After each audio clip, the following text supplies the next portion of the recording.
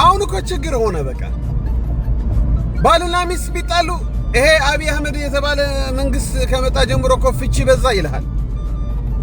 አንድ ሴትዋ ልጅ መውለድ እምቢ ቢላት ይሄ መንግስት ከመጣ ጀምሮ እኮ ነው በቃ ሴቶች መውለድ አልተቻለም እንዴ። ልጅ የሚሰጥ እግዚአብሔር እንጂ አብይ አህመድ አይደለም። ችግር ሆነ እኮ ወጣ ባይጣፍጣላት መንግስት ይሄ መንግስት ከመጣ ጀምሮ እኮ ወጥ እንደዚህ ሆነ። ሰው ታሞ ቢሞት ይሄ መንግስት ከመጣ ጀምሮ እኮ በቃ ሞት በዛ። ምንድነው? ኧረ ተረጋጉ፣ ኧረ ወገኖቼ ተረጋጉ። ለሁሉም አብይ አህመድ እንዴት ይጠየቃል? አብይ አህመድ እኮ ሰው ነው፣ እግዚአብሔር አይደለም። ሊሳሳት ይችላል፣ ድካም ሊኖረው ይችላል። አብይ አህመድ እኔ 95% ሰጠዋለሁ።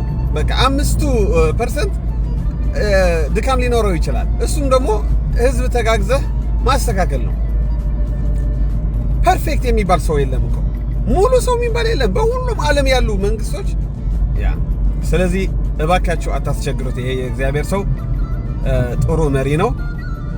ለኢትዮጵያም ለትንሳኤና ለብልጽግና ምክንያት ሆኗል። ለኛም ለጎረቤት ኤርትራም ይጠቅመናል። ከሱ አብረን መስራት እንፈልጋለን እኛ ኤርትራውያኖች። ገብታችኋል? ስለዚህ ተውት በቃ። ሁሉም ነገር እንዴት አብይ አህመድ ይጠየቃል? በጣም ኩኑ አስቸጋሪ ጊዜ ደርሰናል በቃ በጣም። ስለዚህ ረፉ እባካችሁ አታስቸግሩት።